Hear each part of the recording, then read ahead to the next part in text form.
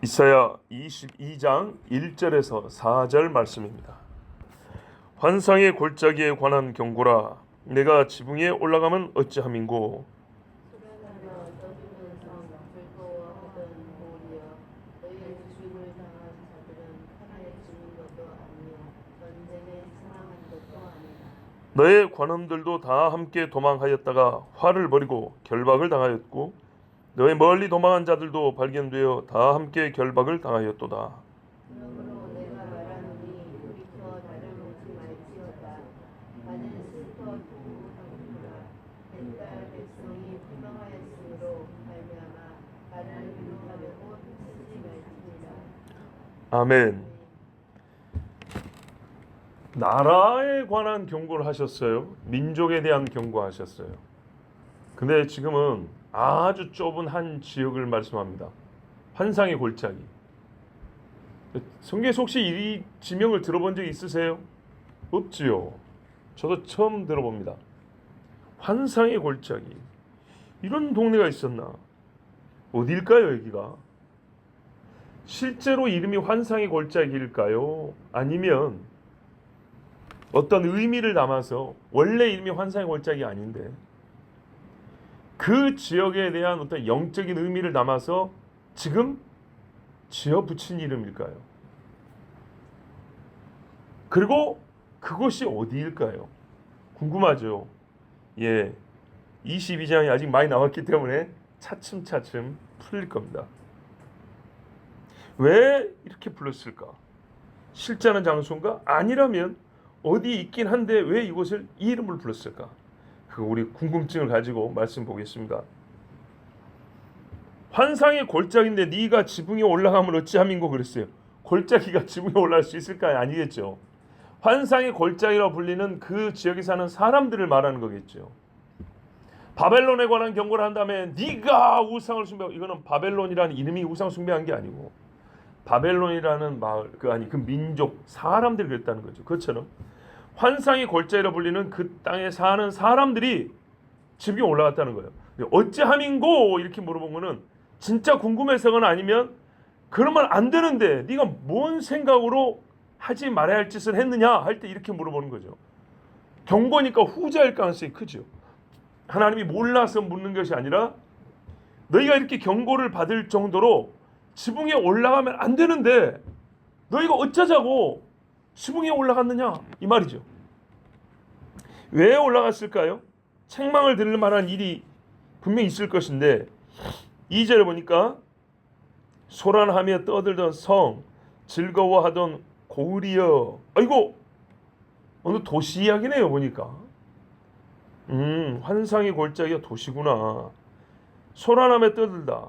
그러면 소란하고 떠들고 즐거워하다는 것은 슬픈 일이 아니라 좋은 일이 있을 때 그러겠죠. 예를 들면 전쟁에서 이겼다거나 큰 풍작을 얻었다거나 아니면 유명한 사람이 우리의 지도자가 되었다거나 아니면 죽은 자가 살아났다거나 하여튼 엄청난 좋은 일이 있기 때문에 그렇겠죠. 근데 성 전체가 즐거웠다는 것은 대개 개인의 문제가 아니고 그 성이나 민족에 관한 큼지막한 일이 일어났을 때 이러겠죠. 보통 경우는 전쟁에서 이겼을 때죠. 아니면은 자기들이 믿는 신에게 제사, 축제 제사를 할 때 이런 경우가 있었겠죠. 그런데 이렇게 떠들던 성인데 너의 죽임을 당한 자들은 갑자기 죽은 사람 이야기 나옵니다. 그러니까 무슨 말일까요? 사람 죽은 줄도 모르고 이렇게 떠들어댔냐? 지붕에까지 올라가서.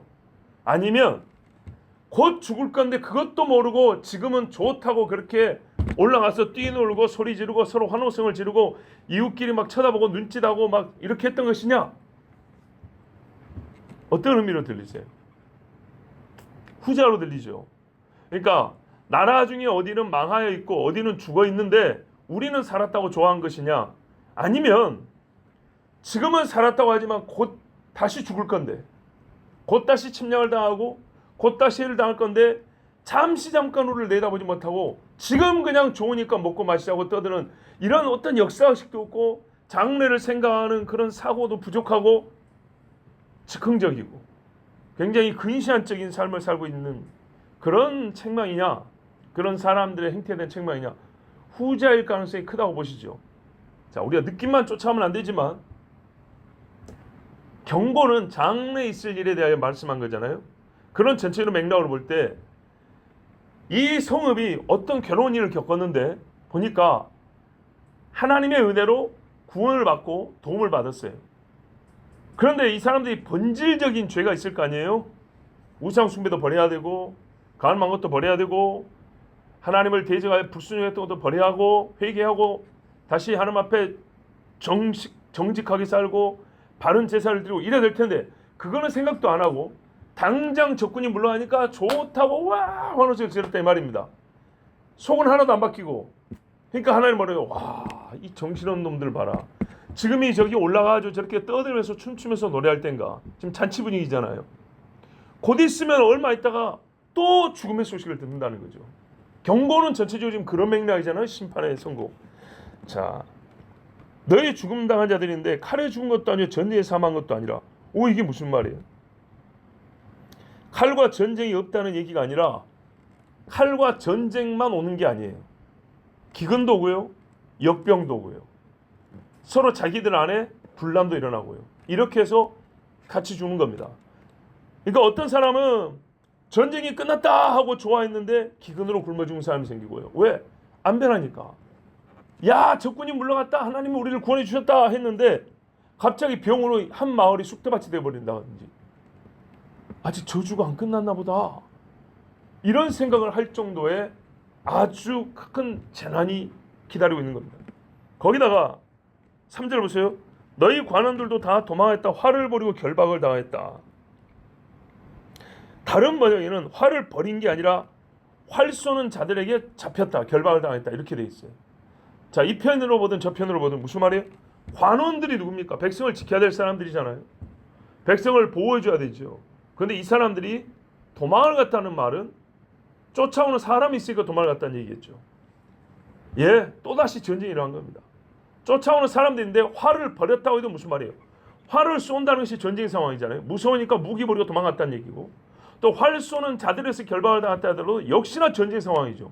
활을 딱 겨누고 있으니까 무기 버리고 투항해 해서 잡혔다고 말입니다. 결국에는. 너의 멀리 도망한 자들도 발견되어 다 함께 결박을 당했다. 결박, 묶였다는 얘기니까 역시 전쟁 상황입니다. 예나 지금이나 포로는 전부 다 묶습니다. 도망 못 가게 하고 해코지 못하게 하고 자기 아군의 소식을 알리지 못하게 하려고 말 그대로 꼼짝 못하게 하는 거죠. 묶는 겁니다. 그러니까 어떻게 돼 있죠?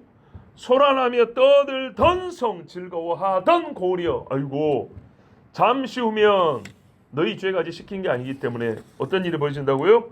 기근에 역병에 전쟁에 전쟁도 어이없이 그냥 겁을 집어먹고 도망하다 잡히고 백성을 지켜야 될 사람들이 잡히고 믿을 사람 하나도 없이 이렇게 나라가 순식간에 이 성이 순식간에 다시 슬픔과 고통과 죽음의 땅으로 변한다는 얘기입니다.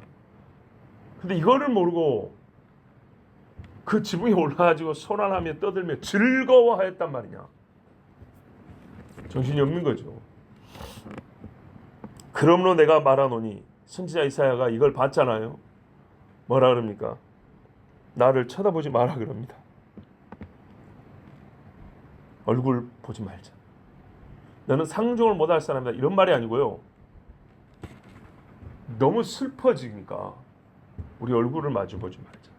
여러분 너무 슬플 때 내가 울고 네가 우는데 서로 얼굴 보면 더 우는 경우 있죠. 이 끔찍한 상황에 우리 서로 눈빛 교환하면서 막 슬픔을 가중시키지 말자. 나도 너희들을 볼 수가 없다. 너희도 괜히 내가 분명히 경고했는데 이 지경이 된 다음에서야 선지자님 어떤 다른 수가 없을까요? 우리 한 번만 봐주면 이런 불쌍한 눈빛으로 나를 쳐다보지 마라. 안 된다 이 말이 안 된다. 예레미야한테 하나님 뭐라고 했어요? 백성을 위해 기도도 하지 말라 그랬잖아요. 자, 여기가 어디입니까? 나는 슬피 통곡하겠노라. 막 울어요. 그런데 안 운다는 게 아니에요. 이사야도 막 울어요. 우는데 그런 나를 보고 더 눈물 나게 하지 말고 나보고 뭘 좀 해달라는 식으로 그렇게 나 쳐다보지 마라. 이제는 늦었다. 그 즐거워할 때 즐거워할 것이 아니라 기도했어야 되고 울어야 되는데 늦었다. 내 딸 백성이 패망하여서 끝난 겁니다. 끝난 거. 이건 어느 전투에 한 번 진 게 아니고 나라가 끝나는 상황을 얘기합니다.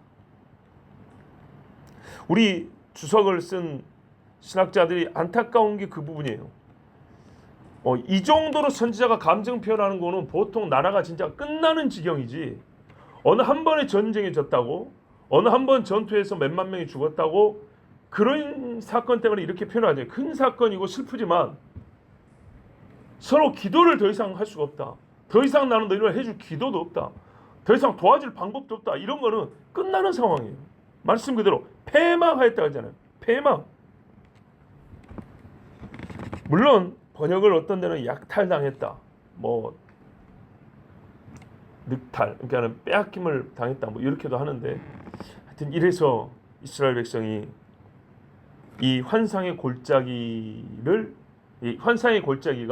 바로 이 이스라엘 중에 특별히 유다 백성이라는 것을 알 수가 있습니다. 내 딸 백성이라고 그랬잖아요. 예루살렘을 보통 여성형으로 말합니다. 예, 딸이라고 부릅니다.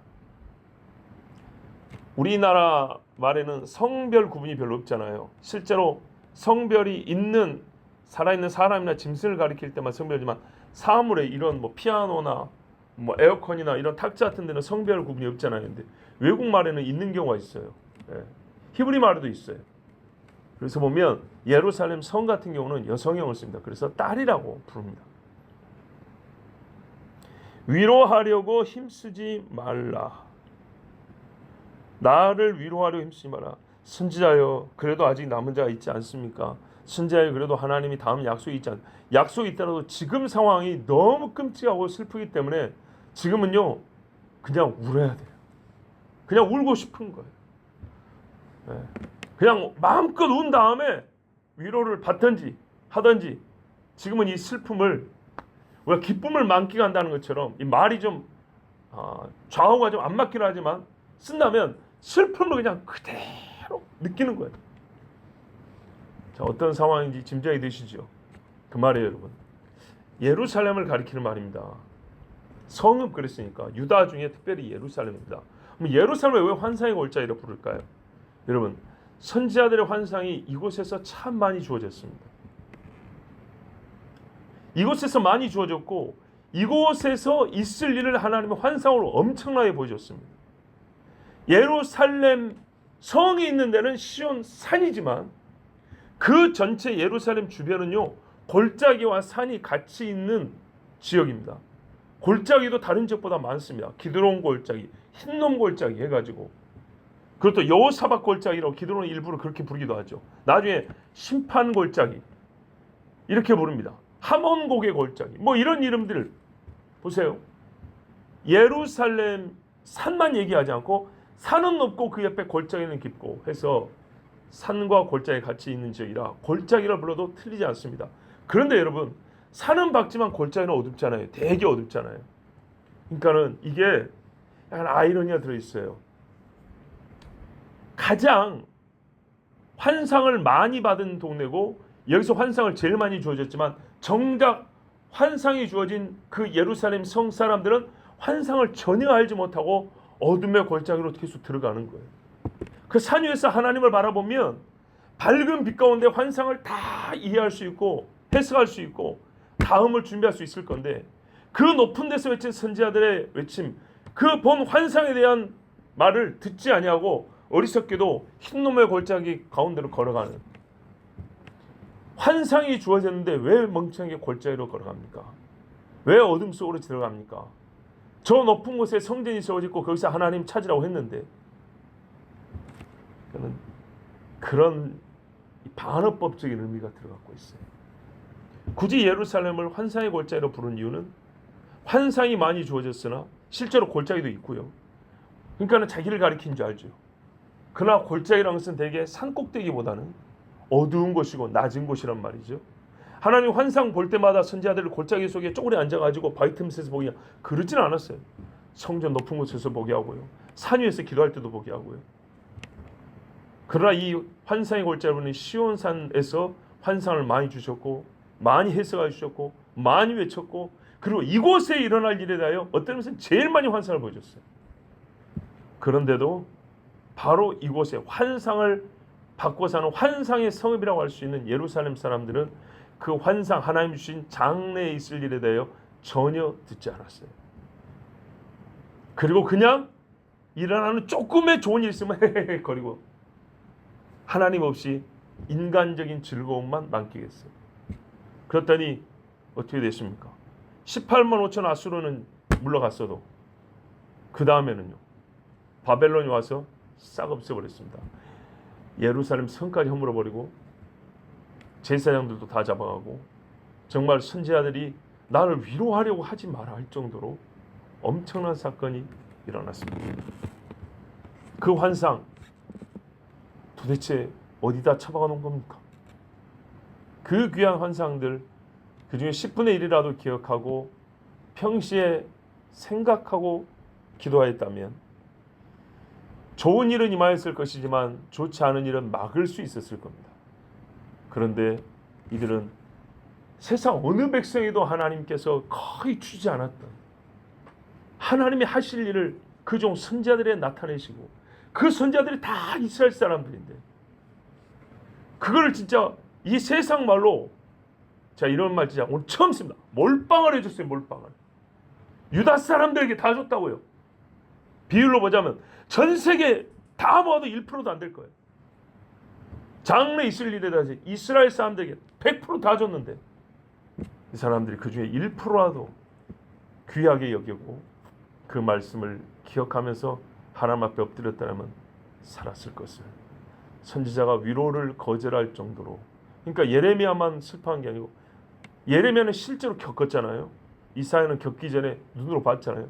보기만 해도 여러분, 우리가 꿈만 꿔도 얼마나 슬플 때가 있어.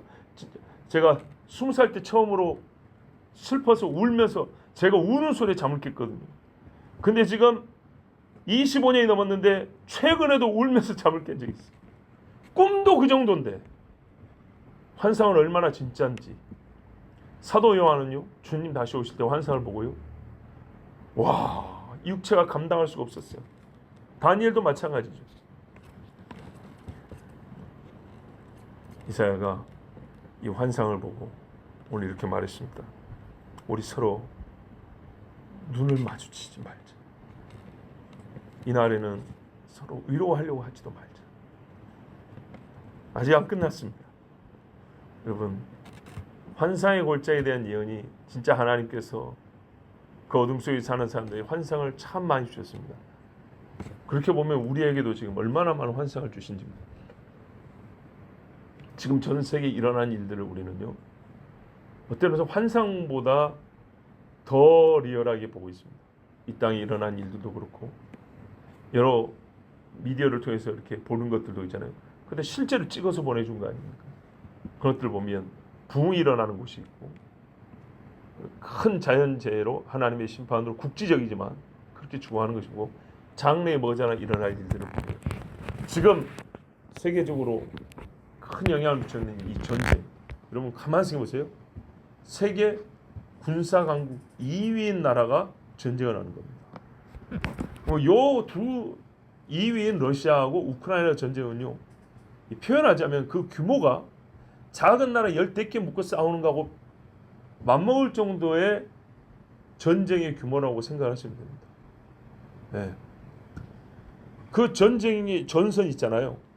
여기서부터 저까지 서로 마주보고 싸우는 그 전선, 아니 우리 동부전선, 강원도 서부전선, 저기 파주 이쪽까지 쫙이면은 몇백 킬로라 그러죠. 러시아 우크라이나는 그보다 훨씬 길어요. 그럼 조그만 나라들은 국경이 몇십 킬로 마주보고 있단 말이죠. 이 조그만 나라들 몇 개 마주보고 있는 소국들, 이런 나라들 몇 개 붙은 것보다 훨씬 큰 전쟁이에요. 봐보세요. 세계적으로 무기를 대주는데 전쟁이 지금 1년 반 됐나요? 1년 반 넘었나요? 이야, 정말 세계 전쟁이라면 얼마나 무섭겠습니까? 성경은 이를 예고했습니다. 그렇다면 우리에게도 이런 일이 있지 말란 법이 없죠. 예, 설마 했죠. 전부 다 뉴스 처음 나올 때 설마다가 꽝 터져버리는 겁니다. 이 나라도 안전하다고 말할 수 없습니다. 전쟁 준비를 많이 해도 그건 준비를 많이 했다는 것이지 전쟁에 이긴다는 뜻은 아닙니다. 이겼으면 좋겠지만 이겨도 피투성이 되고요. 많은 사람이 죽습니다. 어찌해야 될까요? 기도해야겠죠.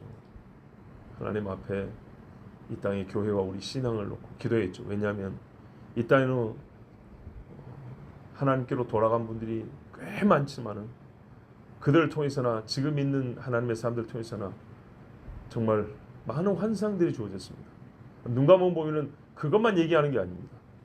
우리에게 일어날 일과 장차 있을 일에 대한 환상이 엄청 많이 주어졌는데 불구하고 우리가 그걸 멸시한다면 우리도 똑같은 꼴이 될 겁니다. 지금 지붕 위에 올라와서 흥청망청 떠들면서 즐거워할 때가 아닙니다. 하나님 앞에 거룩한 믿음의 사람들이 손을 들고 기도해야 될 때입니다. 기도하겠습니다. 아버지 하나님 감사합니다. 환상의 골짜기 이름은 참 멋들어진데 정말 순종하고 하나님을 경외했다면 하나님의 놀라운 환상을 보며 그 환상 속에 서로 예언하며 화답하며 찬송하며 하나님이 예배할 수 있는 골짜기를 부를 때 환상의 골짜기를 부르면 너무 좋았을 텐데 오히려 하나님은 책망의 어조로 환상의 골짜기를 불렀습니다. 내가 너에게 이토록 많은 환상을 주고 가르쳐주고 보여주고 외쳤건만 너희는 내 말에 귀를 기울이지 아니하고 곧 있으면 망할 텐데도 알지 못하고 너희는 육체의 즐거움을 쫓고 거역하였느니라. 하나님 말씀하셨습니다. 아버지 하나님, 소돔과 고모라의 하룻밤을 외친들 예루살렘의 수백 년을 외친들 결과는 똑같았습니다. 아버지여, 우리에게는 주님 얼만큼 지금까지 외쳐주셨습니까? 얼만큼 말씀해 주셨습니까? 얼마나 보여주셨습니까? 주님이 그걸 적나라하게 장부를 우리에게 펼쳐 보이시면 우리는 너무너무 부끄러울 것입니다. 아버지, 원하오니 다만 지금이라도 깨어있는 백성이 일어나게 하시고 아버지 앞에 기도하고 주여 우리를 살려주옵소서, 우리에게 시간을 주시옵소서, 우리는 죄인이로소이다 하고 엎드리는 백성을 더하여 주시옵소서. 소돔 땅에 의인 100명이 아니라 10명만 있어도 하나님 살려주신다 했습니다. 이 서울지경에 의인 10명을 주님 찾아주시고 그들을 통하여서라도 우리에게 생존의 날과 신앙의 날 그리고 주께 예배할 수 있는 날수를 더하여 주시옵소서. 예수 그리스도의 이름으로 기도하옵나이다. 아멘.